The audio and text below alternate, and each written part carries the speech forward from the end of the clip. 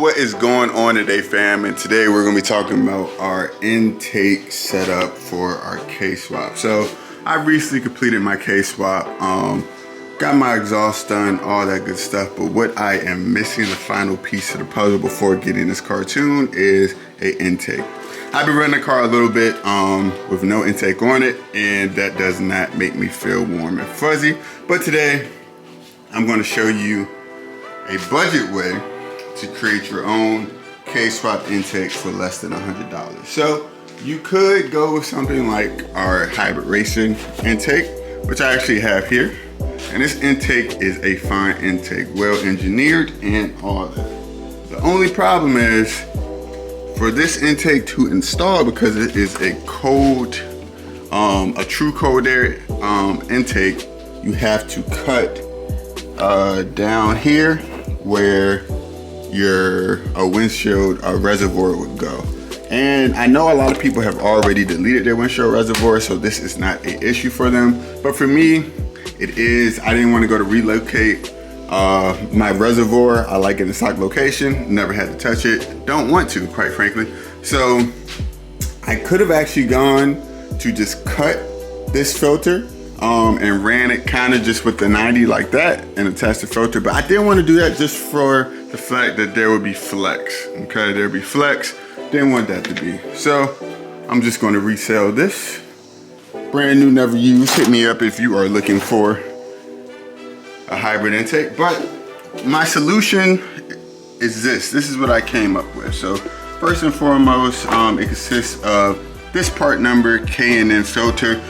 Keep in mind, all this stuff used will be linked in the description, okay? So I got my K&N filter right here. It came a little damaged in the box. I'm not super duper worried about it. It'll be okay. Nobody's gonna see it anyway.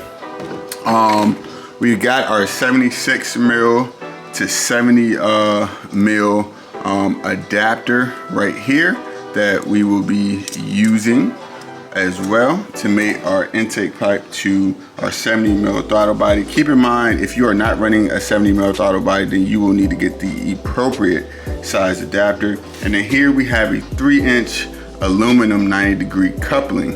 And I had to buy this little kit right here. I think it was like $7, but this is just a grommet kit. The reason for that is so we can place, well, I'm gonna have to drill a hole and place a grommet like that, so that way we can put in our intake air temperature sensor, okay? You don't wanna leave this out. For your engine to run as smoothly as it can, it needs to get this temperature. So, obviously, well, maybe not so, well, yeah, obviously, because this paint job isn't the best, but I attempted to wrinkle black this intake elbow before installing it, just for more of a stealth look to go with my aesthetic. But essentially, this is going to bolt right there, and then my air filter is going to be sitting by my radiator. Is this the best? Is this the best way to run your intake? Obviously not, right? A true cold air intake will do best, but this is better than the other options I've seen, which kind of run the intake to this side of the engine bay where it goes over your transmission, but then it's kind of introduced to those hot exhaust gases. So I'm going to run mine like this. The positives of this, if you are actually driving your car and your car sees water or something like that, having an intake like that will just help, so no water is able to enter your intake. But so the way that this is going to go together is pretty simple. So we're going to have our intake on this side, and then we're going to have our rubber coupling on this side like that. And this rubber coupling kit, which I'll have linked in the description, is also going to come with these nice clamps as well for you, just to make your life easier. So I'm going to go ahead and drill the hole for my sensor, put the grommet in, and I'll show y'all just what that looks like.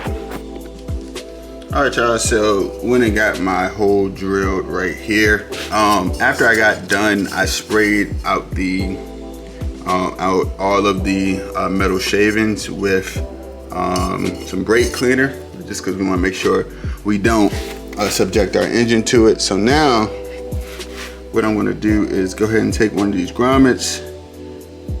By the way, a 3/8 drill bit was the size I used for this, and I had to kind of bore it out a little bit more than a 3/8, but I still use the same drill bit, just kind of press it against the side. Being the fact this is soft aluminum, wasn't a big issue. So here, now it's a tight fit, kind of gotta force it through. All right, bam, got that in there. It's a nice, snug, airtight fit. Nice, snug, airtight fit. So now we are ready to start putting the intake together. So as you see, our air intake sensor right there, so perfect. Then we got our actual coupling, our filter, that's going to sit right there like that. So I'm going to tighten up our filter and then put our coupling on this side right here. Cool. So I got my coupling right here. Battery's dying. Hopefully we make through this clip. But semi-pro tip, take a little bit of WD-40 and just spray it on the coupling just to lubricate it. Going in, helps the process, makes it a little bit smoother. So now we are trying. All right, y'all, we are all done with the intake. Got it all mounted up. We got our coupler here. Our elbow goes down. And then right here, you are able to see our filter. I'll show it to y'all from below. Right here. Looks pretty good. Clear, out of the way of water or just general debris. So that's really dope. But I know y'all want to hear how it sounds, so let me go ahead and get this thing started. All right. Let's see.